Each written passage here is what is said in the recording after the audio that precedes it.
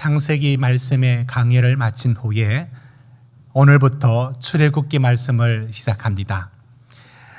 또 하나의 새로운 여행지를 떠나는 기분으로 지난주부터 저는 출애굽기를 다시 읽고 또 신학 관련 서적들을 다시 읽으면서 이 여행을 준비하고 있습니다. 출애굽기를 읽어가면서 이제 우리는 이 단위가 창세기에 이어져 있다는 것을 알게 될 겁니다.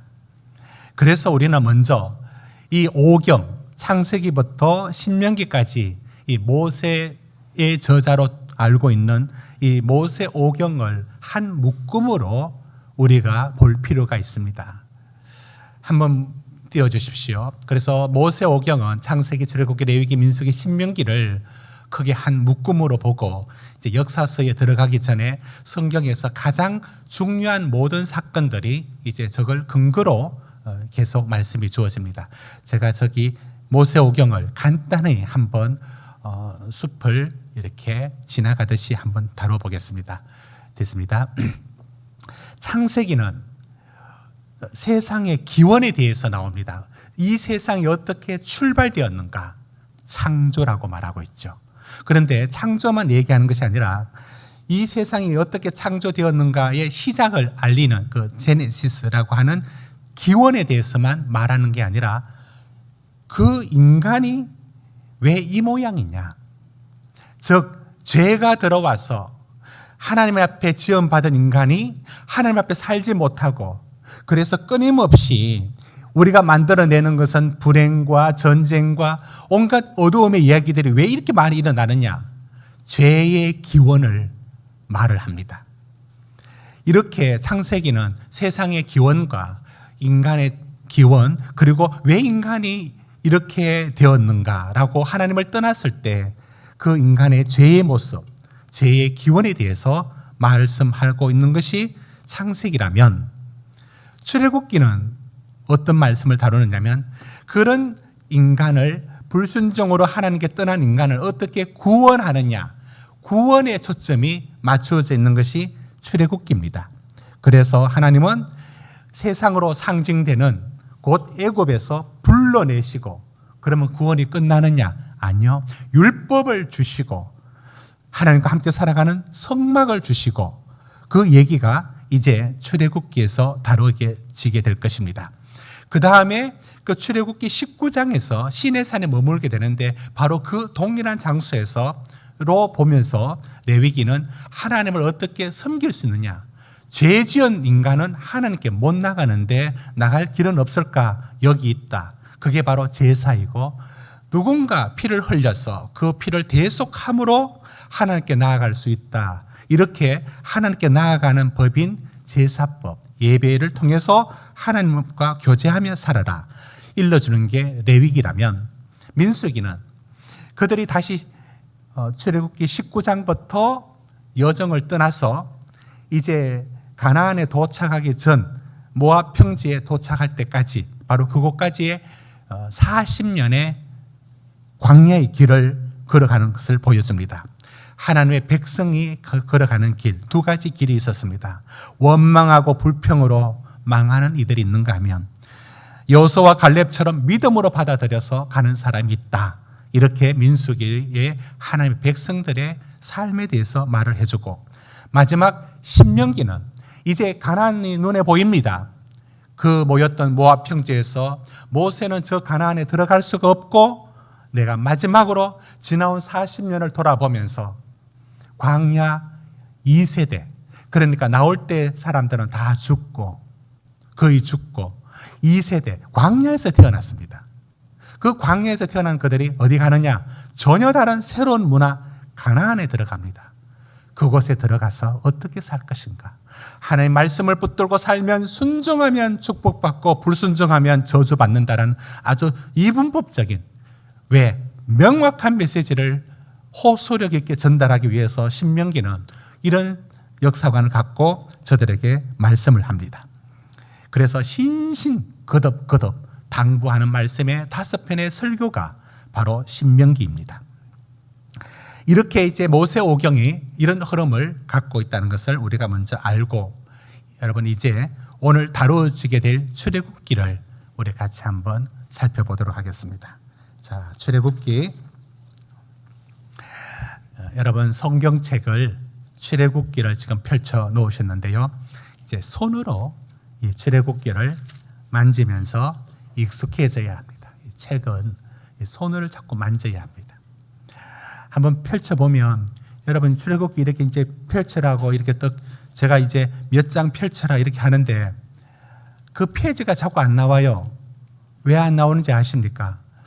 워낙 안 읽고 이렇게 덮어두면 이게 붙어가지고 한 뭉텅이로 이게 넘겨져서 안 나옵니다. 오늘 한번 해보십시오.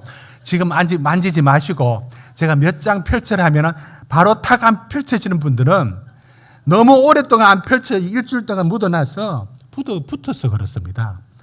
한번 해볼까요? 1장 1절 출애굽기 1장 1절을 먼저 읽어보겠습니다. 시작. 각각 자기 가족을 데리고 애굽에 이른 이스라엘 아들들의 이름은 이러하니, 그래서 5절에 있는 것처럼 70명이 애굽에 들어가서 430년을 애굽에 머물면서 7절 보십시오. 엄청난 하나님의 약속이 이루어집니다. 생육하고 불어나고 번성하고 강하고 가득하고 하늘의 별처럼 바다의 모래알처럼 많아질 것이라는 백성을 하나님 이루었습니다. 어디서? 애굽에서. 그리고 그들을 하나님이 이끌어서 불러내서 가는데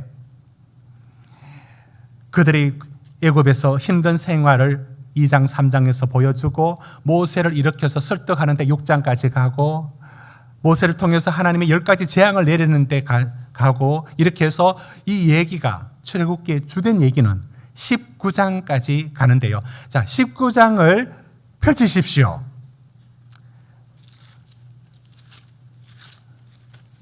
19장 펼치려 했는데 20 몇 장 나오시는 분들은 책이 붙을 만큼 안 펼쳐서 책장 사이에 공기를 좀 이렇게 넣어줘야 합니다. 자, 19장 펼쳤습니까? 자, 19장까지가 그런 내용을 다루고 있습니다. 지금 화면에서는 출애굽기 9절을 화면에 띄워놓으시기 바랍니다. 자, 그러면 이렇게 이제 19장까지가 하나님이 어떻게 부르시고 하나님이 어떻게 구원을 이끌어 가시는지에 대한 하나님이 누구신가, 그 하나님이 그 백성을 이끌어내신다, 내 백성을 보내라 라는 얘기가 여기까지 18장까지 주어져 있습니다. 그리고 어디에 도착하느냐? 3개월 후에 시내산에 도착했습니다. 19장 1절 읽습니다. 시작.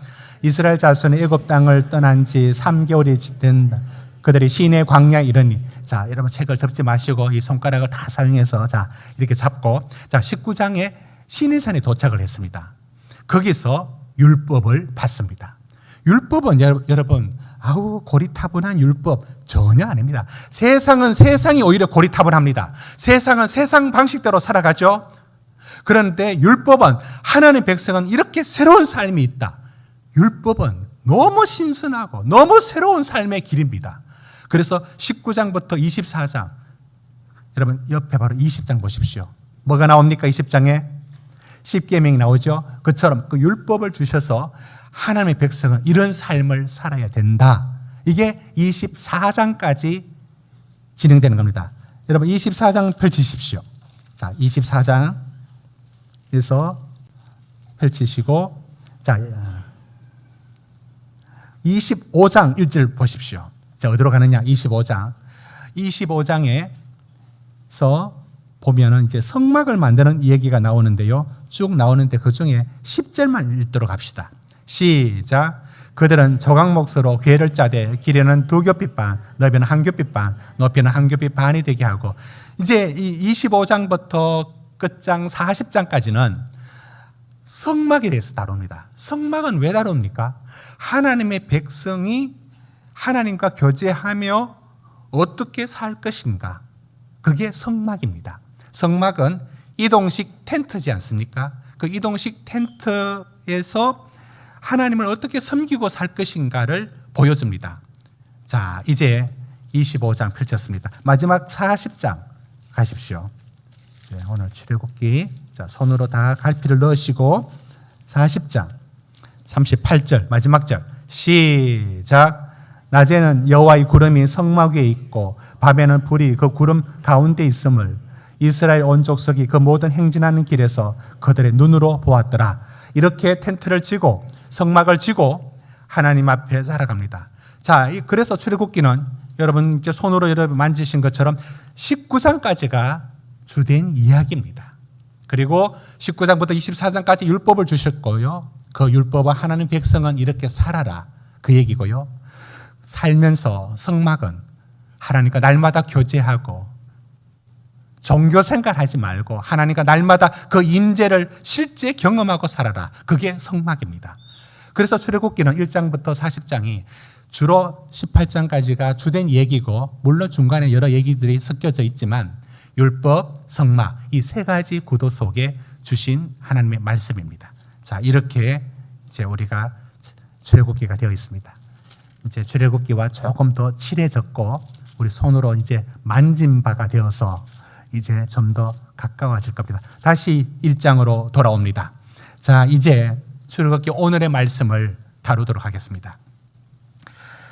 구약을 설교하니까 제가 우리 교회가 아니라 지나온 여러 교회들 속에 구약을 설교를 하니까 목사님, 복음은 신약에 들어있는데 신약의 말씀을 전해야죠. 특별히 복음서 말씀을 전해야 복음이 전해지지 않습니까? 이 시대는 율법이 아닌 복음의 시대인데 복음을 전해야죠. 그렇게 말씀하는 분이 있었습니다. 어디서 들었을 것 같아요. 그런데 맥락은 다 잊어버리고 그 얘기를 하는 겁니다. 구약 설교하면 신약은 왜 안 다루느냐 이런 얘기입니다. 이제 뭘 모르느냐면 이런 겁니다. 복음을 전하면 복음을 듣느냐? 안 받습니다. 여러분, 교회가 세상을 향해서 이렇게 한 줄로 이렇게 글을 적고 돌로 새기고 전도지를 만들 때 많이 적는 말이 하나님이 당신을 사랑합니다. 당신은 복받기 위하여 태어났습니다. 예수 그리스도를 믿으라. 그리하면 너와 내 집이 구원을 얻으리라. 이 성경 구절이나 이 슬로건을 만들고 현수막을 걸고 또 전도지에 사용합니다. 그러면 그게 상당히 복음에 가까운 핵심의 한마디가 이 말로 방송실 닫아도 됩니다. 이렇게 하면 그것이 상당히 복음을 전하는 거로 생각을 해서 이 좋은 말이구나 이렇게 생각합니다. 여러분, 굿뉴스가 복음인데 굿뉴스는 굿뉴스로 전달되면 누구도 그 복음을 가치를 모르고 받아들이지도 않고 무슨 의미인지도 모릅니다. 이 말이 틀렸다는 말이 아니에요. 하나님이 당신을 사랑합니다. 이 한마디 속에 뭘 전하고 싶은 건 알고 있습니다. 예수 그리스도를 믿으라. 그러면 너와 내 집에 구원을 얻으리라. 이 말씀을 우리도 전하고 싶습니다. 중요합니다. 그런데 이 굿뉴스가 왜 전달이 안 되느냐? 나쁜 뉴스를 먼저 들어야 합니다. 배드 뉴스를 들어야 합니다. 배드 뉴스가 뭐냐면 인간은 왜 이 모양이야? 왜 온통 전쟁과 온통 불행밖에 없고 왜 죽고 죽일 듯이 싸우고 왜 이러냐? 배드 뉴스를 들어야 됩니다. 인간 속의 죄로 인해서 이 모양 이 꼴로 살 수밖에 없는 이 세상을 봐라 라고 하는 나쁜 소식을 먼저 듣고 또 들어야 됩니다. 어떤 분이 말합니다. 그 1000명 중에 한 명이 전도지에 적힌 하나님 당신을 사랑합니다 말에 감동받아서 전도되어서 왔대요. 혹시 1000명 중에 한 명 있다 합시다. 여러분, 그 사람이 그래 하나님이 당신을 사랑합니다가 읽고 그게 마음에 들어오려면 굿뉴스가 마음에 들어오려면 배드 뉴스가 깔려야 됩니다. 그건 그 사람이 말하지 않았을 겁니다. 어떤 얘기? 살다가 문제에 부딪혔거나 한계에 부딪혀서 나는 어떻게 할까? 이렇게 살다가 죽는 게 끝이냐? 라고 하는 인간의 한계 속에 있는 배드 뉴스, 나쁜 것, 이렇게 살 수밖에 없어? 라고 하는 실존적인 한계에 그 나쁜 뉴스가 자기 속에 충분히 들어와서 그러면 어떻게 하면 살 수 있을 거라고 하는 내 속에 질문이 생겼을 때 하나님이 당신을 사랑합니다가 복음이 그제서야 들어옵니다. 그래서 복음은 복음으로만 전달될 수가 없고 사형리 복사해서 준다고 전도될 리가 없습니다. 복음은 그 사람들 속에 베르유스가 나는 그러면 어떻게 살 수 있단 말인가? 당신 안에 죄가 평생 동안 당신을 따라다닙니다. 당신은 이런 인간입니다. 그러면 어찌하면 좋습니까? 라고 하는 베드유스가 나와야 합니다. 제가 이 얘기를 오늘 좀 길게 한 말씀의 이유는 그래서 성경의 대부분은 10개 중에 9가지는 인간은 이 모양으로 항상 죄와 악과 넘어짐의 얘기로 가득 차 있습니다. 그게 우리입니다. 거기서 항복을 하고 그러면 어떻게 살 수 있습니까? 라고 손을 내밀 때 복음이 복음으로 들려옵니다. 이런 것처럼 구약의 말씀들을 다뤄갈 이유가 여기 있는 것입니다. 더불어서 제가 이렇게 말씀을 드린 이유는 하나님의 구원의 계획 속에서도 좋은 일은 하나님의 구원의 일은 좋은 일로만 채워져 있지가 않습니다. 여러분, 하나님이 우리한테 이루어 가시는 선한 일이 좋은 일로만 여기 채워져 있지가 않습니다.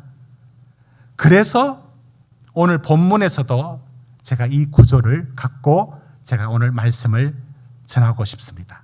자, 이제 1장 오늘 본문 말씀 한번 보십시오. 1절부터 7절까지 보는데요. 그 중에 7절을 같이 읽겠습니다. 시작. 이스라엘 자손은 생육하고 불어나 번성하고 매우 강하여 온 땅에 가득하게 되었더라. 이 7절을 한마디로 우리말로 줄이면 잘 살더라. 너무 잘 살더라. 요셉을 통해서 야곱의 가족들이 들어와서 애굽에 살았는데 이후에 수많은 번성하고 행복하게 너무 잘 살았더라. 이 얘기입니다. 이게 7절입니다. 이렇게 좋은 얘기로 가득 차야 되지 않겠습니까? 얼마 가지를 못합니다. 8절 같이 읽겠습니다. 8절입니다. 시작. 요셉을 알지 못하는 새 왕이 일어나 애굽을 다스리더니 그 다음에 무슨 일이 일어나느냐 한번 보십시오. 무슨 일이 일어나느냐. 11절. 무거운 짐을 지우고 괴롭게 하고 비듬과 람셋을 건축하면서 노동을 착취하고 12절에 학대하고 13절 14절에 엄하게, 성경에 몇 번 나오지 않는 이 단어가 2번이나 나오는데 엄하게 정말 살기 힘들도록 종살이 시키고 있습니다. 급기야 16절에 저들이 많아진다고 히브리 사내 아이들을 죽여라. 아이가 태어났다고 죽이기까지 합니다. 22절의 마지막 산파들이 그 말을 잘 듣지 않자 이제 모든 애굽의 사람들에게 히브리 사람들 아이들 태어나면 남자들 다 죽여라. 나일강에 던져 죽여라. 이런 식으로까지 큰 박해와 어려움이 학대를 받는 이 종살이 시간이 주어져 있습니다. 그러면 8절에 요셉을 알지 못하는 새 왕이 애굽에서 일어났답니다. 이것이 역사 속에서는 성경의 역사하고 참 연결해서 맞추기는 쉽지가 않지만 이게 언제냐면 바로 기원전 1400에서 1500년대인데요. 여러분, 요셉이 애굽에 총리된 것이 그게 가능한 현실적으로 어떻게 해서 가능했다고 여러분 생각을 한 적이 있습니까? 여러분 지금 이제 우리나라의 국무총리를 이제 뽑는데 가까운 이웃 나라에서 온 지 한 1년 반 된 사람을 실력이 너무 좋대요. 그래서 실력 보고 여러분 총리로 뽑을 수 있겠습니까? 우리나라가. 그럼 안 되면 왜 안 됩니까? 그래도 우리 민족이 자존심이 있지. 어떻게 인종이 다른 민족이 다른 히브리 사람들을 요셉을 총리 자리에 앉힐 수 있습니까? 여러분 그거 좀 이상하다는 생각이 들지 않았습니까? 그게 언제냐면 이집트 역사가 이제 BC 3100년부터 이제 시작을 하는데요. 한 2000년 동안 고왕조, 중왕조, 신왕조까지 이어지는데 이때 1400년대 그 신왕조 시기에 여러분 역사책에 힉소스란 말 들어봤습니까? 힉소스가 뭐냐면 힉소스 왕조가 이집트에 생깁니다. 힉소스의 뜻이 뭐냐면 이방인이라는 뜻입니다. 그동안 애굽의 모든 파라오들이 함족 계열에 약간 얼굴이 좀 검은 색깔이 약간 있는 그런 계열의 파라오들이 수십 대 이어왔습니다. 그런데 딱 한 번 다른 민족이 애굽의 파라오가 됩니다. 왕이 됩니다. 그게 1400에서 1500년대 일어났던 108년간 다스렸던 힉소스 왕조입니다. 힉소스 왕조 때에 그때 그 애굽 전역에 다른 민족이 들어와서 애굽을 다스렸습니다. 중국 역사 보면 이와 같은 게 있습니다. 청나라가 그렇습니다. 한족 중심으로 계속 이어져 오다가 그 만주족에 의해서 청나라가 세워집니다. 전혀 다른 문화가 만들어집니다. 중국은 청나라도 그들 역사 속에 이렇게 함께 끌어 안아버렸습니다. 전혀 다른데 이처럼 이집트에서 일어났던 이때 그 신왕조 때 힉소스의 왕조가 애굽 전역을 다스릴 때 요셉이 발탁이 된 겁니다. 하나님 절묘하게 그 타이밍을 맞추어서 그 이집트 역사 2000년 중에 요셉이 노예로 팔려가서 그때의 총리가 된 유일한 기회 한 번. 그게 요셉이었습니다. 그래야 요셉이 총리 자리에 가능했던 겁니다. 하나님의 섭리 속에 있었죠. 그런데 그 왕조가 다시 이제 원래 있었던 그 파라오들의 민족들이 일어나서 힉소스를 쫓아냅니다. 다시 돌아옵니다. 그러면 그때 요셉 때 들어왔던 야곱의 가족들이 어떻게 보느냐면 저들이 말이야 힉소스 때 왔는데 저들을 우리한테 두면은 나중에 우리나라 전쟁 나면 저들이 등 돌릴 놈들이야 라면서 미워지기 시작하고 의심하기 시작했습니다. 그대로 나와 있습니다. 10절 한번 읽어봅시다. 바로 그겁니다. 10절 시작. 자, 우리가 그들에게 대하여 지혜롭게 하자. 두렵건대 그들이 더 많게 되면 전쟁이 일어날 때 우리 대적과 합하여 우리와 싸우고 이 땅에서 나갈까 하노라.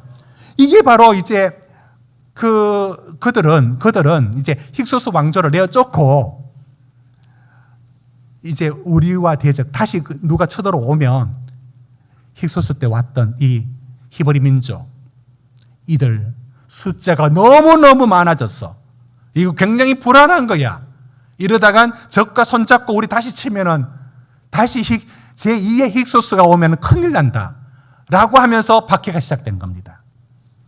이런 배경 속에 주어져 있었던 것입니다. 그래서 그들이 받았던 어려움들은 이제 9절부터 쭉 나옵니다.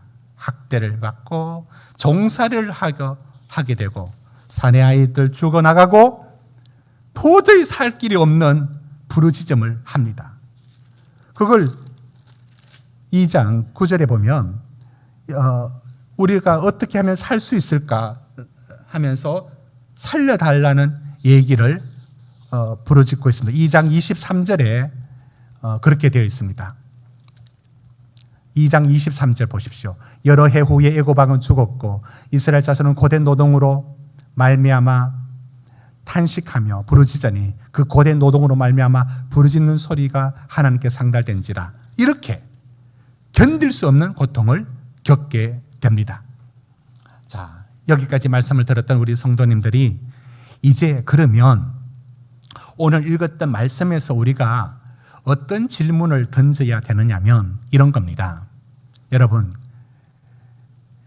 이 70명이 야곱의 아들들 70명이 어떻게 애굽에 들어왔습니다.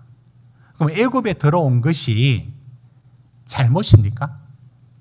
애굽에 들어와서 산 것이 하나님을 떠나서 이렇게 들어왔습니까? 아니지 않습니까? 무슨 말씀이냐면 하나님께서 아브라함에게 가나안 땅에 살도록 했습니다. 그런데 아브라함이 흉년이 들자 애굽으로 갔죠. 하나님 애굽으로 못 가도록 했고요. 그곳에서 어려움을 겪어서 다시 돌아오게 만듭니다. 가면 안 되는 겁니다. 이삭도 가나안에 머물러 살아야 됩니다. 살기 힘들어도. 애굽으로 가지 말라고 26장 2절에 지난주에 다뤘던 구절에 읽었습니다. 애굽으로 가지 말라고 합니다. 그러나 요셉을 통해서 하나님이 애굽에 먼저 보내시고 그 다음에 야곱이 애굽에 간 것은 하나님이 보내신 겁니다. 하나님의 계획 속에 들어있었습니다. 우리가 이걸 먼저 찾아야 합니다. 46장 1절에서 4절을 우리 한번 봅시다. 46장 1절에서 4절 이스라엘 모든 소유를 이끌고 떠나 브엘세바에 이르러 그의 아버지 이삭이 하나님께 희생 제사를 드리니 2절부터 같이 읽읍시다. 시작. 그 밤에 하나님이 이상 중에 이스라엘에게 나타나 이르시되 야곱아 야곱아 하시는지라. 야곱이 이르되 내가 여기 있나이다 하매 하나님이 이르시되 나는 하나님이라 내 아버지의 하나님이니 애굽으로 내려가기를 두려워하지 말라. 내가 거기서 너로 큰 민족을 이루게 하리라. 내가 너와 함께 애굽으로 내려가겠고 반드시 너를 인도하여 다시 올라올 것이며 요셉이 그의 손으로 내 눈을 감기리라 하셨더라. 여러분, 지금 그들이 애굽에 간 것은 하나님의 계명 어기고 간 게 아니라 하나님이 바다의 모래알처럼 하늘의 별처럼 그 수를 많게 하려고 어디서 길러내느냐면 애굽 땅을 인큐베이트처럼 만들어서 애굽으로 보냈습니다. 이건 하나님이 보내신 것이고 야곱 보고 가라 했고 나도 애굽에 가는 너희들과 함께 할 것이라고 약속을 했고 그러나 언젠가 돌아온다는 계획까지 같이 말씀을 드렸습니다. 다시 말씀드리지만 애굽으로 간 것은 그들의 죄 때문이냐? 아니에요.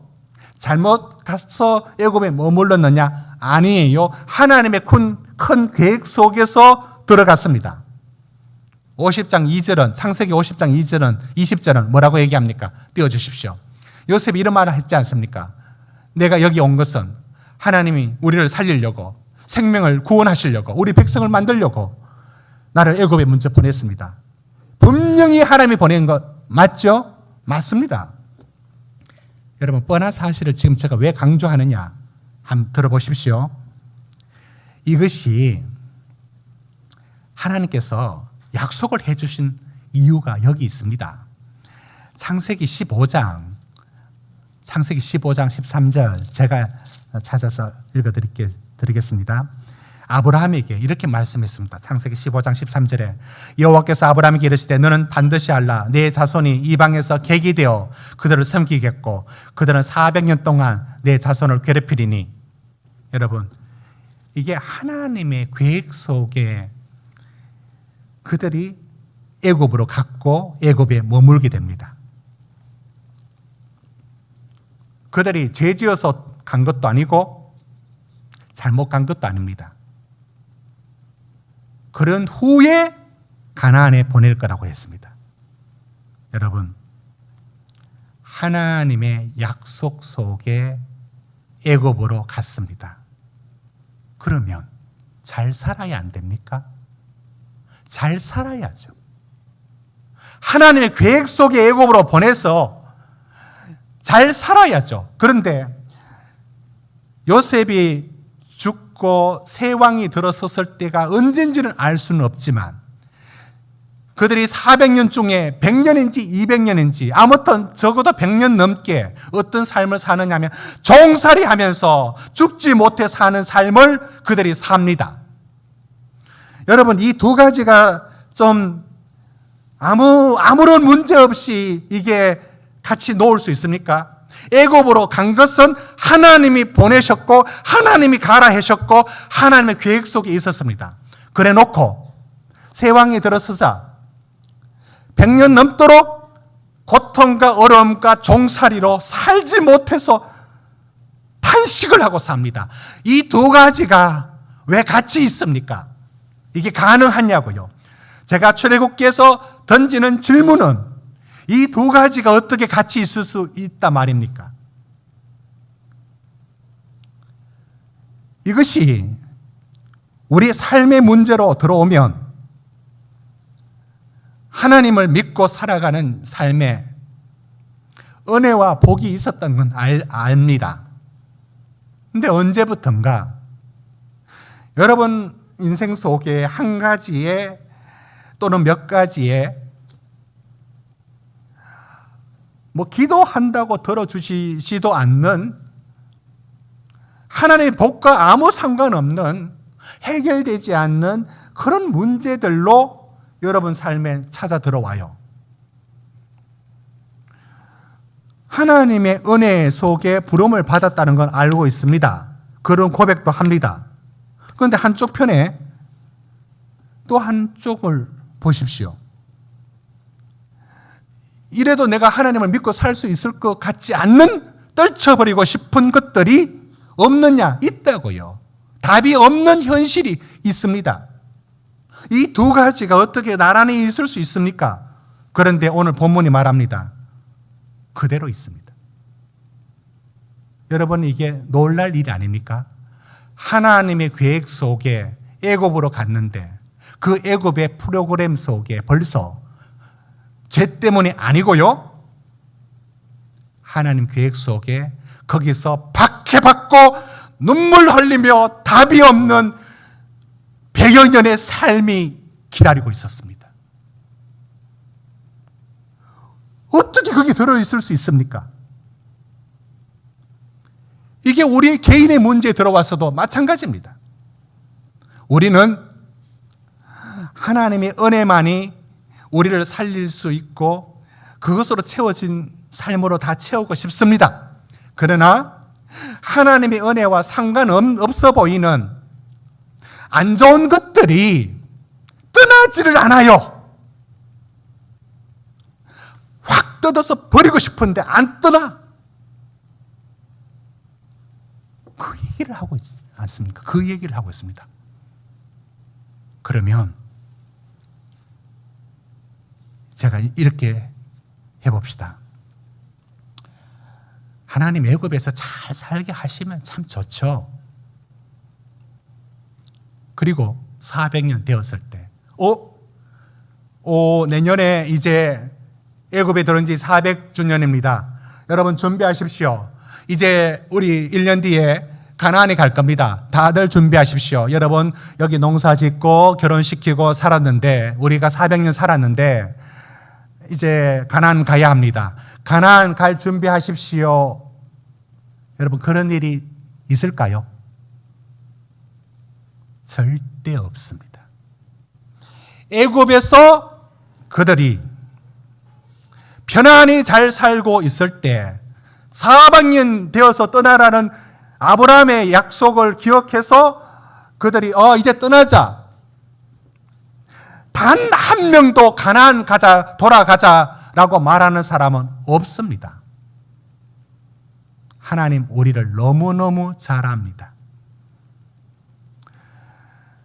우리는 하나님의 일하심 속에 한 가지만 알아요. 그리고 9가지 모릅니다. 성도님들, 제가 드리는 이 말씀 이해하십니까? 우리는 하나님에 대하여 하나만 알고 있습니다. 그것 붙들고 삽니다. 그런데 9가지는 모르는 게 들어있습니다. 우리는 하나님이 왜 이렇게 하시는지, 아니 애굽에서 아이가 나서 우니까 애굽에 누가 들어와 가지고 살피더니만 바로 죽여요.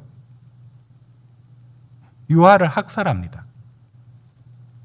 그들의 울음과 탄식과 나일강에 줄줄이 던져지고 있을 때 이게 무슨 일이냐고요? 라는 질문을 우리 삶의 자리에서도 우리는 9가지를 갖고 있어요. 도저히 이해 안 되는 9가지가 있습니다. 그런데 하나님이 계획 속에는 처음부터 그게 들어있었습니다. 물론 우리의 죄도 역할을 했겠죠. 하나님 계획 속에 이게 들어있었습니다. 애굽에서 박해를 받고 종살이하며 눈물 흘리며 사는 이 삶이 처음부터 들어있었습니다. 그리고 그건 이해가 되지 않습니다. 절대로 이해가 되지 않습니다. 우리 삶에서도 그것이 이해되지 않습니다. 그러면 이렇게 질문해야 합니다. 그러면 400년 되었을 때 가나안 가자라고 나설 사람 있습니까? 박해 없으면 절대로 떠나지 않습니다. 우리는 이 9가지 없으면 하나님 더 잘 믿을 것 같죠? 저는 장담합니다. 하나님을 믿게 하는 것은 한 가지 축복 때문에 아닙니다. 하나님 앞에 도저히 받아들일 수 없는 9가지의 답도 주지 않고 응답도 없는 이 답답함이 하나님의 계획 속에 들어있어서 그것이 우리를 붙들고 하나님의 계획된 대로 가고 있습니다. 400년 되어서 떠난다고요? 절대 못 떠난다는 증거를 보여드릴까요? 1937년에 연해주에 살고 있던 우리 한국 사람들, 그들은 고려인이라 불려졌죠. 스탈린에 의해서 강제 이주가 되어서 40시간을 짐짝 같은 열차에 태워서 중앙아시아 땅이 그 평야가 끝도 없는 황무지 같은 땅, 하늘과 땅이 붙어있는 그곳에 그 추운 겨울에 짐짝 내려놓듯이 던져놓고 가버립니다. 그들이 어떻게 사느냐? 너무너무 추워서 집을 지어도 추위를 못 이기니까 땅을 파서 토굴에 들어가서 삽니다. 그리고 수로를 파는데 저기 몇십 킬로 떨어져 있는 곳에 농기구 하나 없이 나무 꼬챙이하고 손가락으로 수로를 파서 벼농사를 짓습니다. 거기서 카자흐스탄 그곳에서 고려인들이 10만 명이 고려인들이 살고 있습니다. 지금도 100년 됐는데 그들이 심었던 그 벼를 카자흐스탄 사람들이 찹쌀이라고 말합니다. 우리말에 찹쌀이 전달되어서 찹쌀이라고 카자흐스탄 사람들도 이 벼를 찹쌀이라고 말합니다. 그 곡창지대가 고려인들이 만들었습니다. 왜 못 돌아오죠? 살아보면 못 돌아옵니다. 결혼시켜 땅 30년 일구고 100년 됐는데도 돌아올 수가 없습니다. 고향은 마음에 묻고 오히려 한복 색동저고리 입고 명절 우리보다 더 잘 지키고 고향을 그리워하며 삽니다. 제가 이 얘기를 하는 것은 400년 되어서 자 우리 애굽 가자, 가나안 가자, 절대로 단 한 명도 그러지 못할 겁니다. 하나님은 이 박해가, 그래서 파라오가 그렇게 박해해도 된다는 게 정당화 되는 것이 아니라 하나님의 계획 속에 애굽에서 이 고난은 처음부터 들어있었습니다. 이 얘기를 출애굽기 얘기가 우리에게 무엇을 말씀을 해주고 있느냐면, 여러분, 하나님이 우리를 하나님의 사람으로 만들어 갈 때에, 당신 대학은 어디 나왔습니까? 와, 그런 대학 나왔어요. 오, 정말 대단하시네요. 직업은요? 어디서 일했습니까? 예, 어디서. 와, 그렇게 대기업에서 오랫동안 일을 했네요. 여러분, 한 사람의 그 사람이 뭘 보면 그 사람을 알 수 있을까요? 학벌, 직업, 눈에 보이는 이 몇 가지, 성공해 보이는 몇 가지가 그 사람을 만드는다고 생각하십니까? 우리는 알고 있습니다. 우리는 오래 살지 않아도 알고 있습니다. 그 사람을 만드는 것은요, 대학에 들어가고 싶었지만 내가 3년 동안 못 들어갔습니다. 나도 좋은 직장 얻어서 살고 싶었지만 이런저런 이유로 내가 이런 일을 했습니다. 수많은 실패와 수많은 눈물 나는 일들이 그 사람을 그 사람으로 만들어냈습니다. 인생의 8알은 박완순 시인이 말했던 것처럼 나를 만든 8알은 바람이다고, 다 시련이 그 사람을 만들어냅니다. 하나님은, 우리는 이렇게 질문합니다. 왜 이렇게 하느냐고요? 왜 이런 일을 주시느냐고요? 라고 하는데, 그건 우리가 더 이상 알 수 없는 영역입니다. 왜냐하면 우리는 질문을 반대로 해야 됩니다. 당신은 그러면 400년 됐을 때 가나안 가겠습니까? 절대 안 갑니다. 하나님은 우리에게 이 삶에 답 없는 삶을 왜 주시느냐? 이걸 통해서 하나님은 당신의 뜻을 이루어 갑니다.